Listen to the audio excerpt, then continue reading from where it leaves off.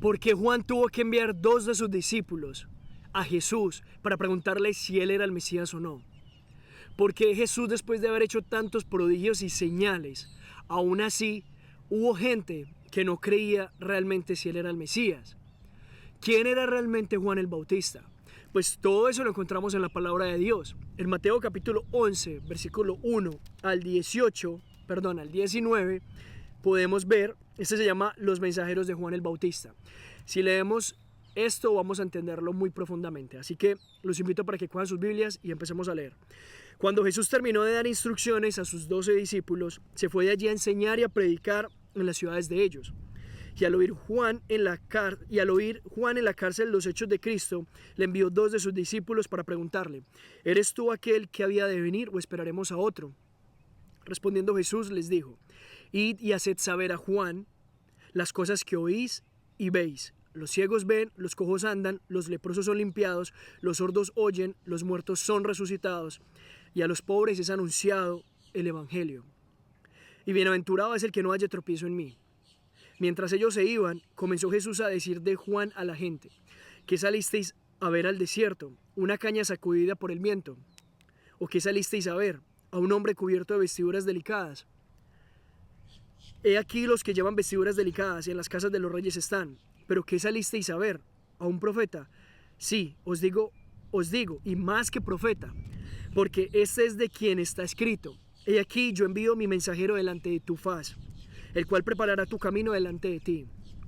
De cierto os digo, entre los que nacen de mujer, no se ha levantado otro mayor que Juan el Bautista, pero el más pequeño en el reino de los cielos, mayor es que él.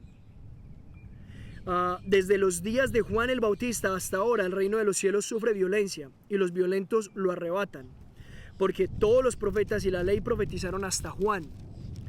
Y si queréis recibirlo, él es aquel Elías que había de venir. El que tiene oídos para oír, oiga. Mas ¿a qué comparar esta generación? Es semejante a los muchachos que se sientan en las plazas y dan voces a sus compañeros diciendo: os tocamos flauta y no bailasteis, os endechamos y no lamentasteis, porque vino Juan que ni comía ni bebía y dicen: demonio tiene. Vino el Hijo del Hombre que come y bebe y dicen: he aquí un hombre comilón y bebedor de vino, amigo de publicanos y de pecadores. Pero la sabiduría es justificada por sus hijos.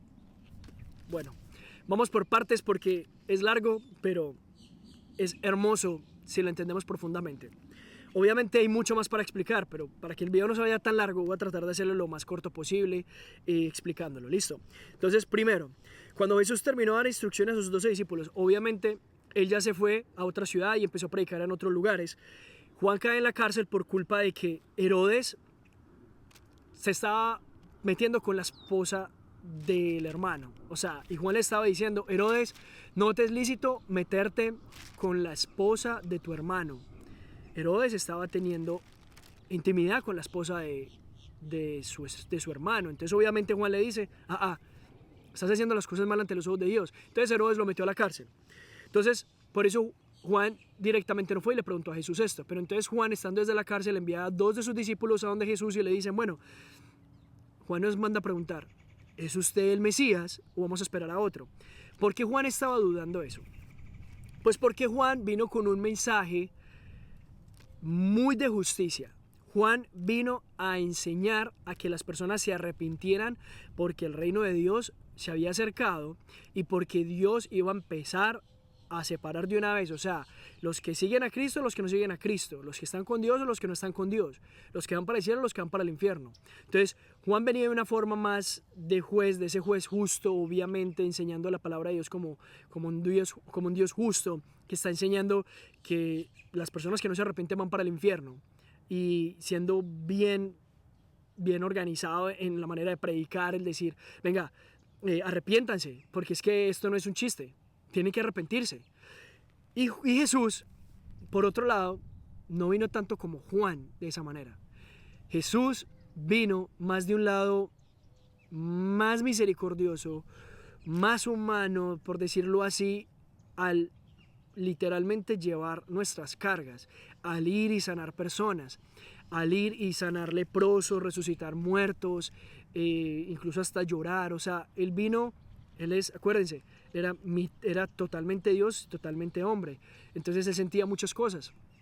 Entonces Juan le pregunta, pero venga, usted no vino pues a restaurar el reino y no vino a enfocarse más en Jerusalén, porque como Jesús fue afuera de Jerusalén a predicar, no solamente se quedó en Jerusalén predicando, Jesús fue alrededor de Jerusalén, afuera, a las ciudades a predicar. Entonces Juan le dice como, ¿usted realmente es el Mesías o no? No es que Juan haya realmente no tenido fe, porque Juan tenía fe, nadie tenía fe como Juan en esa época. Pero él quería saber porque Jesús realmente vino, es a lo que estoy diciendo, a sentarse con estos pecadores, estas personas que estaban, digamos que ante los ojos del mundo mal. Pero pongo un paréntesis acá. Jesús no es que se juntara con prostitutas, con ladrones, con asesinos y con personas de estas, así como así. No, estas eran personas que habían sido renovadas por la palabra de Él, que habían sido cambiadas, que querían sentarse a escuchar a Jesús, a entender su sabiduría, a cambiar y a vivir de acuerdo a la voluntad de Dios. No eran personas que practicaran esos pecados que antes habían hecho. Entonces, pero los fariseos no los habían visto como esos cambios bonitos que solo Dios puede hacer, sino que los fariseos los criticaban como, ay, basta la prostituta de tal esquina, o el ladrón que hizo tal cosa, o aquí está el asesino. Los fariseos no los veían a ellos realmente como personas restauradas, pero Jesús se miraba a los corazones de ellos. Por eso él decía que realmente las personas que se creen sanas, como los fariseos que se sentían muy buenos, realmente no iban a entrar al reino de los cielos, pero aquellas personas que realmente aceptaran que eran malos, sí iban a ir. Por ejemplo, esos que estaban sentados a la mesa con Jesús, que para todo el mundo eran pecadores, pero para Jesús eran personas renovadas ya. Entonces, Juan dice, venga, ¿y entonces usted quién es? Entonces, obviamente Jesús toma a estos dos discípulos como testigos oculares, como testigos de que van a escuchar y van a ver y van a sentir ese amor de Jesús, de ver al Dios Todopoderoso caminando, ellos detrás, escuchando lo que decía, sanando a cada persona, aliviando cada dolor, enseñando obviamente también el arrepentimiento para salvación. Pero ellos al darse cuenta de todo eso regresaron a Juan y le dijeron, no, es que es verdad, Él es Dios, porque hizo esto, aquello y lo otro. O sea, sanó enfermos, resucitó, ¿qué dice? Los ciegos ven, los cojos andan, los leprosos son limpiados, los sordos oyen y los muertos son resucitados. ¿Qué más señal quieren? Entonces van donde Juan, obviamente le dicen, sí, Él es el Mesías, Él es el Cristo. Entonces, y también nos dice acá, después de eso, pues bienaventurado el que no halle tropiezo en mí. Para los que no saben, la palabra bienaventurado significa feliz, feliz, feliz. 3 veces feliz. Entonces, el número 3 significa perfección. Por eso Dios es perfecto. Dios es Padre, Hijo y Espíritu Santo. Él es perfecto. Y feliz, entonces, bienaventurado significa entonces perfectamente feliz. Feliz, feliz, feliz. Y Él está diciendo, bienaventurado el que no halle tropiezo en mí. O sea, bienaventurado el que vea que realmente yo estoy haciendo la obra porque yo soy Dios y aún así no trate de buscar algo para negar que yo soy Dios. O sea, si lo están viendo, ¿por qué lo niegan? Si lo están viendo, ¿por qué lo niegan? Si ya lo ven, lo sienten, lo escuchan, ¿por qué van a negar eso? Si es la realidad. Yo soy Dios, estoy sanando, estoy anunciando el Evangelio a las personas que, dice, y es anunciado, dice acá, y a los pobres es anunciado el Evangelio. A los pobres en espíritu, no solamente a los pobres en dinero, a los pobres en espíritu. Acuérdense que los pobres en espíritu, lo hemos visto en la bienaventuranza, los pobres en espíritu son aquellas personas que reconocen que están espiritualmente en bancarrota. O sea, que dicen, no doy para más, estoy mal, necesito a Jesús. Por eso dice, a los pobres es anunciado el Evangelio. Entonces, siguió más adelante y luego dice, mientras ellos se iban, o sea, cuando ya Jesús los envió, digo, vayan a Juan y díganle lo que han visto. Él empieza a decir de Juan, empieza a hablar de Juan, que ahí está la otra pregunta. ¿Quién es Juan? Él empieza a decirle, ¿ustedes quién creen que es Juan? Porque Juan no es cualquier persona. Juan es el primo segundo de Jesús. Acuérdense que María tenía una prima. Esta prima era una mujer de 80 años que estaba casada con Zacarías. Y ella a los 80 años, después de haber esperado mucho tiempo realmente en recibir un bebé, Zacarías va al templo, le toca ser el sacerdote ese año, ofrece el incienso, un ángel se le aparece, que es Gabriel. Acuérdense que eran 3 arcángeles, ya son 2. Acuérdense que era Luzbel, que es el Satanás, que es el que se rebeló contra Dios, Miguel y Gabriel. No hay más. Miguel, el del ejército de Dios, el encargado del ejército de los ángeles de Dios. Gabriel, que es el encargado de mandar los mensajes.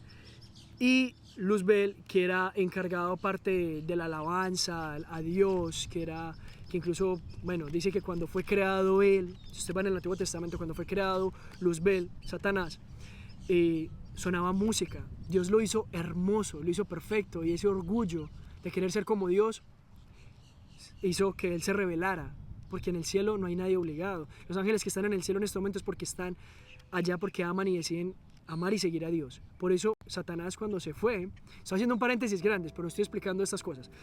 Cuando Satanás se fue, convenció a la tercera parte de los ángeles del cielo. Eso significa que los ángeles allá no están obligados. Los ángeles allá están porque aman a Dios. Dios los creó, obviamente, y también con libre albedrío, decir, yo quiero amar y seguir a Dios. Lo mismo que usted. Usted puede negar seguir a Jesús e irse para el infierno, o usted puede seguir a Jesucristo e irse para el cielo. Es su decisión. Dios le pone la salvación en las manos al morir por usted en la cruz, ya usted mirará si no. Entonces, va Gabriel y le anuncia, uy, qué paréntesis tan largo. Va Gabriel y le anuncia a Zacarías, va a tener un hijo. Ese hijo es Juan. Y él le dice, pero ¿cómo si pues ya somos viejos? Entonces, él queda mudo y después, bueno, la esposa queda embarazada, obviamente. Ese es Juan el Bautista. Entonces, Juan el Bautista viene a ser el primo segundo de Jesús. Entonces, incluso cuando María fue donde su prima, el bebé Juan el Bautista en el vientre salta de emoción al saber que está también en el vientre de Jesús, en el vientre de María, y salta de emoción porque él sabe que es Dios. Entonces es hermoso, la palabra de Dios. Eso está en Lucas. Lucas espectacular, lo tienen que leer. Vamos a llegar allá más adelante. En todo caso, Juan el Bautista no es cualquiera. Jesús está diciendo, Juan el Bautista es, mejor dicho, no hay una persona que ha nacido de mujer más grande que él. Ya lo está diciendo, obviamente después de nuestro Señor Jesucristo, pero él aquí dice, de cierto os digo, entre los que nacen de mujer no se ha levantado otro mayor que Juan el Bautista, pero el más pequeño en el reino de los cielos mayor es que él. Juan el Bautista vino para preparar el camino del Señor.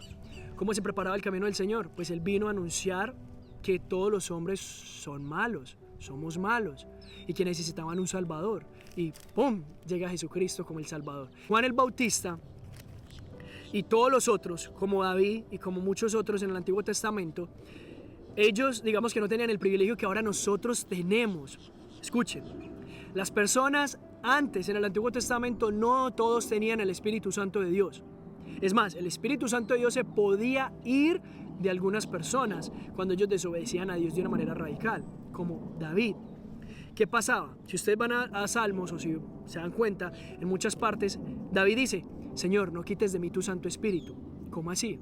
Dios quita el Espíritu Santo de Dios de las personas. Entonces muchas personas tergiversan esto también y dicen, la salvación se pierde porque Dios puede quitar el Espíritu Santo de Dios de las personas. Pues no es así. En el Antiguo Testamento sí es así. En el Nuevo Testamento, en el Nuevo Pacto de nosotros, en esta dispensación, no es así. En este momento, Dios no va a quitar el Espíritu Santo de Dios jamás. Dios no va a quitar su Espíritu Santo de nosotros, nunca. Porque Él no es como nosotros que nos arrepentimos, que me trata bien, lo ayudo, si no me trata bien, lo odio y así. Él no es así.